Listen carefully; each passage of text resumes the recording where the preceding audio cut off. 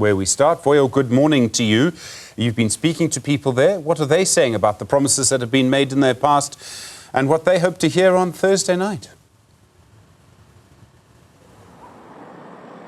Well, we just came back from a school, Stephen, that achieved some stunning results given where they came from, including, of course, getting a 100% pass rate in mathematics, all of which, of course, contributed to the province getting a record high number of passes when it comes to matric since 1994. But we're now back where we started at 6 a.m. this morning, and that's at the St. Peter's Anglican Church.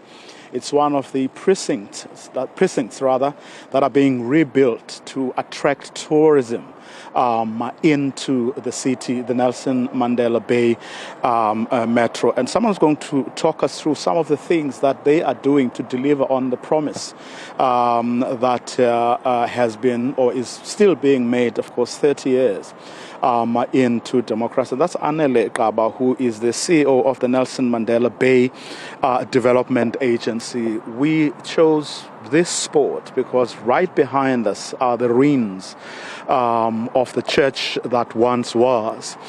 You are hoping that by rebuilding and creating these facilities, you will be able to restore people's confidence, in particular in the tourism industry of this metro.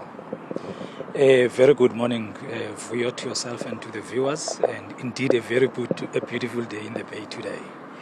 Vuyo, most importantly, just than a tourism attraction, this facility itself talks to the history of this area. You would recall that in apartheid days, there were forced removals from this area of South End, where people used to reside here, were forcefully removed to other areas, which were colored people, Indian people to the northern areas, and Xhosas to the townships. So what we are trying to do now is to keep that history alive, so that people who used to stay here, some of them, interestingly, are still alive. They can come again and enjoy themselves here, but we must be able to continue to tell the story, and especially in relation to our history in the country. Of course, not just about, the past. It's about rebuilding the city. Right behind us is what used to be the main, the hub of the city. Many buildings these days lie in ruins. Going through the city, only yesterday reminded me of places we would go to, which were like prime spots where there was a hive of business and social activity. But as I say, many of them lie in ruins. What are the plans to rebuild the CBD? Vuyo, there's a lot of plans. There's a lot of work that has been put into place. The agency, in fact, I think from 15 years to 16 years have invested roughly R2 billion in a number of projects that are today, operational. If we start with this building itself, as we were saying, this church was ruins. There was nothing here. It was an area where vagrants would stay, where people would be robbed. But look at how it is now. 50 million rands have been invested here. Then if you look right across, there is what is called the Campanile, which was built to commemorate the landing of the 1820 settlers. If you link that one, again, if you go up the street, there's a highest flag, which is 60 meters tall, which is the Donkin Reserve, which is the second highest flag in Africa, following one in Angola. There is a link between that we have developed, we call it Route 67, which is a tourism route that tells the story of South Africa and the liberation of the country. Interesting, the arrival of 1820 settlers to their liberation in 1994. There's a lot of money that has been put in that particular route, which is now an international tourist route that is visited, by people from various parts of the world. But if you go just down the bridge, before maybe let me go just right across, if you look there, this is the Tramways building. It used to be an old, dilapidated building owned by the municipality. the MPDA had invested in the redevelopment of that building 60 million rands.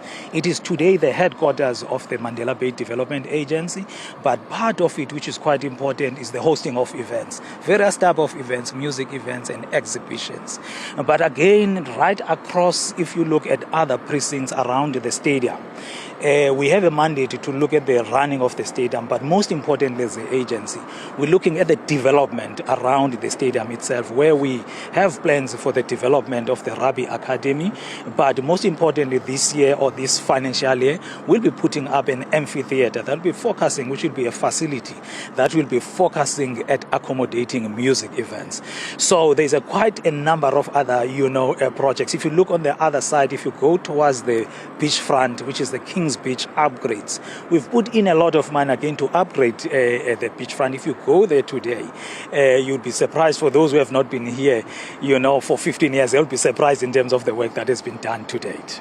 Well, let's hope that indeed all these initiatives do indeed deliver the goods, including, of course, both business but also employment opportunities, because this place really does need the development that has been promised over the past 30 years or so. So, Stephen, here in Nelson Mandela Bay, it is indeed a wrap from me and the crew, as we of course proceed all the way to Cape Town, where we'll be later on today, but also tomorrow morning, as we build up towards that State of the Nation address by the President. And all these conversations are really in the hope that everyone, the President in particular, still remembers that over the years, promises were made. And really, part of this whole initiative is to get to hear from people on the ground who aspire for these things, but also those who are employed or have been tasked with delivering on those promises, just to get a sense as to whether we are coming or going as a nation. Well, hopefully President Cyril Ramaphosa will keep all these things in mind when it delivers that much-awaited speech at 7 o'clock on Thursday evening.